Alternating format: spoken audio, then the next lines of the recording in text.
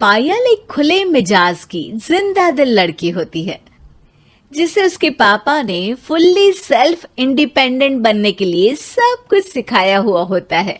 एक शाम पायल अपनी बाइक पर सीटी बजाते हुए कॉलेज से घर वापस पहुंचती है, जिसे देखते ही उसकी मम्मी गुस्से में पूरा घर सिर पर उठा लेती है। आ गई महारानी, बहुत बोलते थे मैं अपनी बेटी को सब कुछ सिखाकर दुनिया में मजबूती से खड़े रहना सिखाऊंगा, साथ में बेटी को लफंडर बनना भी सिखा दिया, ये नहीं बताया। क्या हुआ? आज ये कुकर इतनी सीटियां क्यों मार रहा है? सीटी?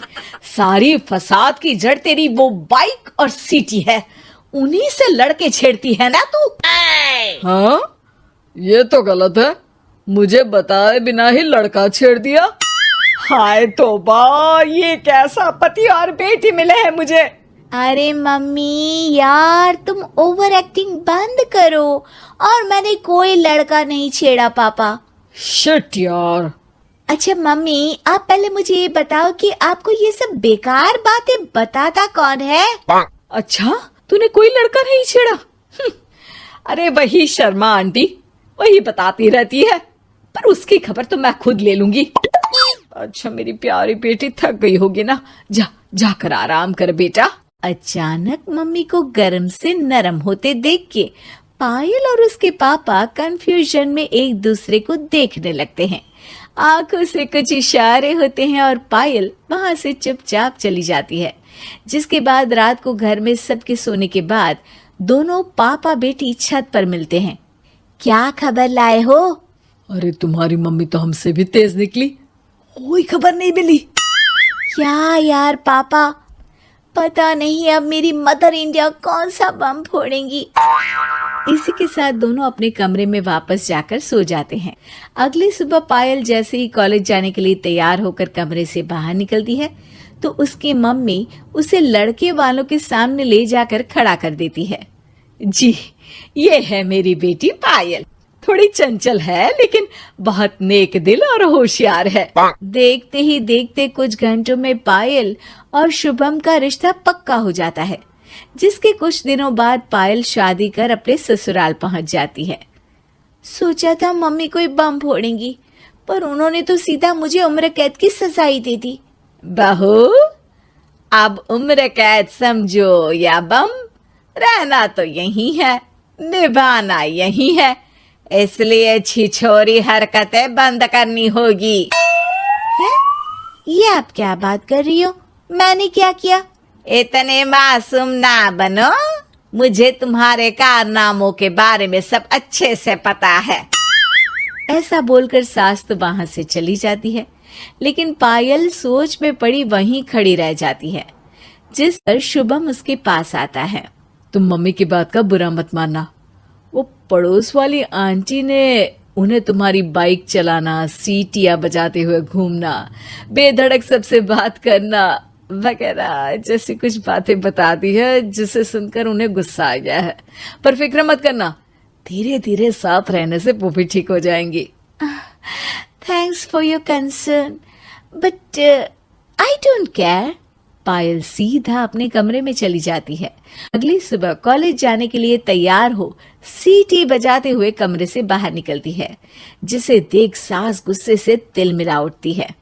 महारानी, शादी के अगले ही दिन ये हीरोइन बनकर कहाँ चल पड़ी? और ये लफंगों की तरह सीटियां बजाना बंद करो। ये हमारा घर है, कोई सड़क नहीं जहां तुम आवारागर्दी करती घूमो।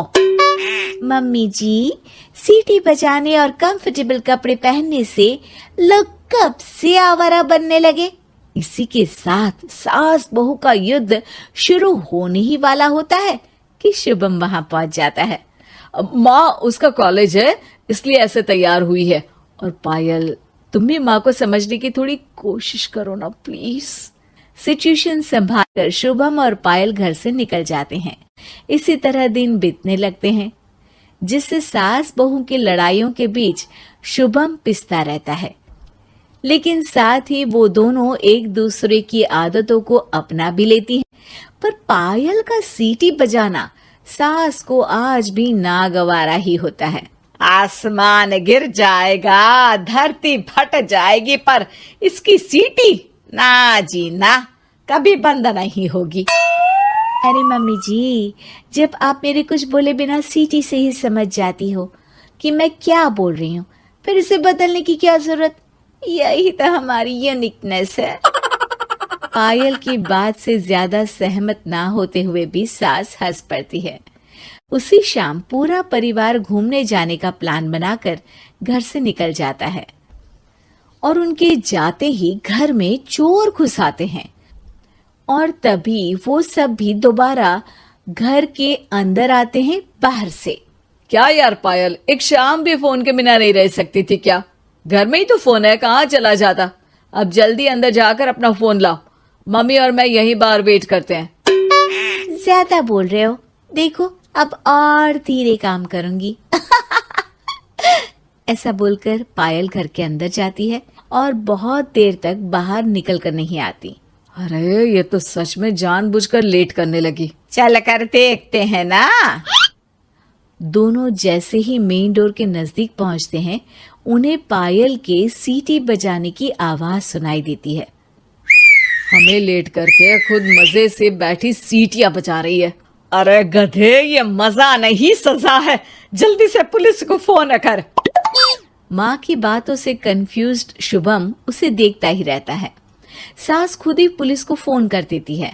कुछ देर बाद वो दोनों पुलिस के साथ घर के अंदर जाते हैं तो पायल एक कुर्सी पर बंधी होती है और सास को देखते ही दोबारा सीटी बजाने लगती है। सीटियों की दुकान फिर से शुरू हो गई तू? और क्या इन सबको कह रही है कि चोरा है चोरा है? तुझे कैद किया है, थोड़ा तो तरस खाकर डर हमसे। और प्यार से क्या बोल रहा है इससे? अरे इसके सर पर बंदूक लगा, ठोक दे इसको। अरे चल झूठे, तेरे पास तो हथियार है ही नहीं। सास की बात सुन वहां मौजूद सारे इंसान हैरान रह जाते हैं और पुलिस तुरंत उन चोरों को अरेस्ट कर लेती है। आपको कैसे पता कि इनके पास हथियार नहीं है? अरे सीटी नहीं तो बताया।